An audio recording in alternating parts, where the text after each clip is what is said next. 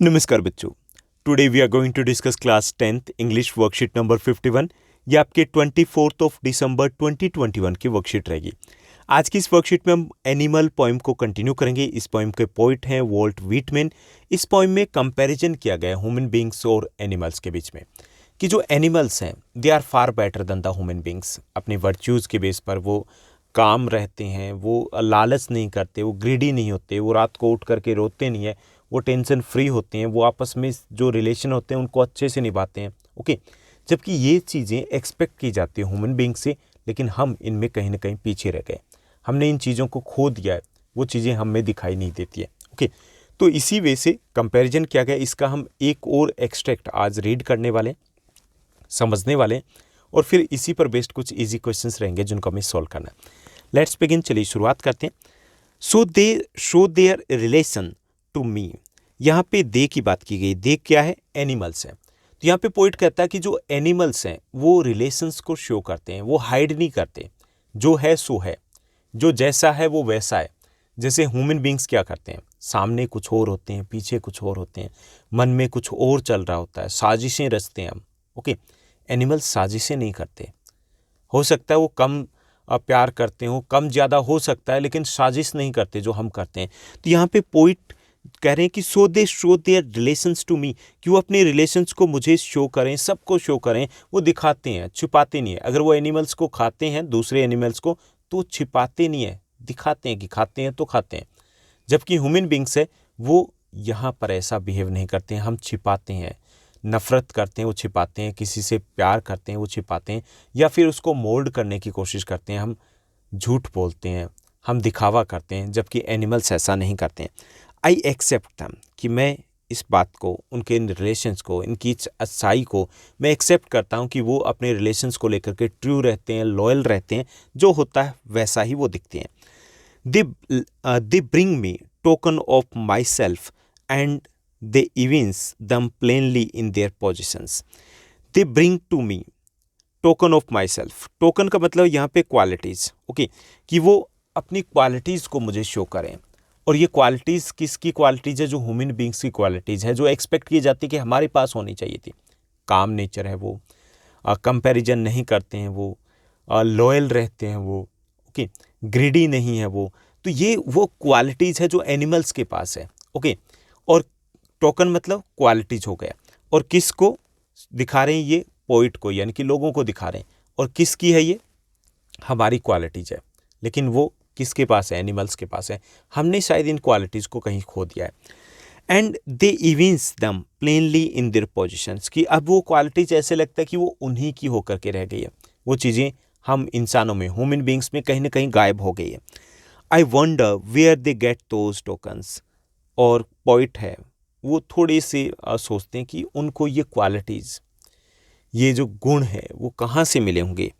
Did I pass that way huge time से गो, क्या मैंने ये, यानी कि ह्यूमन बींग्स है, उन्होंने लाखों, हजारों, सैकड़ों वर्ष पहले उनको ये पास कर दिए थे। और नेग्लिजेंटली ड्रॉप दम, और या फिर ह्यूमन बींग्स ने इनको कहीं पर गिरा दिया था और वो उठा लिया इन एनिमल्स ने। तो ये थी हमारी पोएम जिसका ये लास्ट स्टंजा था। और इस पोएम में हमने कंपैरिजन किया है एनिमल्स और ह्यूमन बींग्स को, और हमने देखा कि वर्च्यूज़ के बेस पर अगर हम बात करें, टोकन्स के बेस पे, they are far better than the human beings. अब इसी पर बेस्ड 3 इजी क्वेश्चंस दिए गए हैं जिनको हमें सोल्व करना है। इसमें थर्ड क्वेश्चन देखिए। थर्ड क्वेश्चन में हमें दिया गया वेन डायग्राम। ओके, तो मैं ये चीज़ आपको थोड़ा सा क्लियर कर दूं कि ये वेन डायग्राम क्या होता है। Venn diagram is a graphic organiser होता है। ग्राफिक ऑर्गेनाइजर होता है। इसमें क्या होता है? 2 और मोर देन 2 ओवरलैपिंग सर्कल्स होते हैं। यहाँ देखिए, वेन डायग्राम में क्या होता है? 2 और मोर देन 2 ओवरलैपिंग सर्कल होते हैं। ओवरलैप करें ना एक दूसरे के ऊपर, ठीक, सर्कल्स होते हैं। और किस लिए यूज़ किए जाते हैं? कंपेयर और कॉन्ट्रास्ट द इंफॉर्मेशन। जब कंपैरिजन करना हो, तुलना करना हो, डिफ्रेंशिएट करना हो, तब हम इस टाइप के वेन डायग्राम को यूज़ करते हैं। ठीक, वेन डायग्राम से क्या होता है कि हम अच्छे से कंपेयर कर पाते हैं, और ये हायर ऑर्डर थिंकिंग स्किल्स को डेवलप करता है। तो यहाँ पे जो सिमिलैरिटीज़ है वो इस कॉमन एरिया में लिखी जाती है, और जो डिफरेंसेस होते हैं वो यहाँ पर मेंशन किए जाते हैं। इसमें समझना, कंपेयर करना ज़्यादा ईजी होता है। चलिए अब हम क्वेश्चंस को देख लेते हैं। फर्स्ट जो हमें क्वेश्चन दिया गया, फर्स्ट क्वेश्चन यहाँ पे रहेगा, who are they in the above extract, above extract है उसमें दे कौन है, दे जो वर्ड यूज़ किया गया तो they are animals in the above extract, तो ये एनिमल्स के लिए यूज़ किया गया।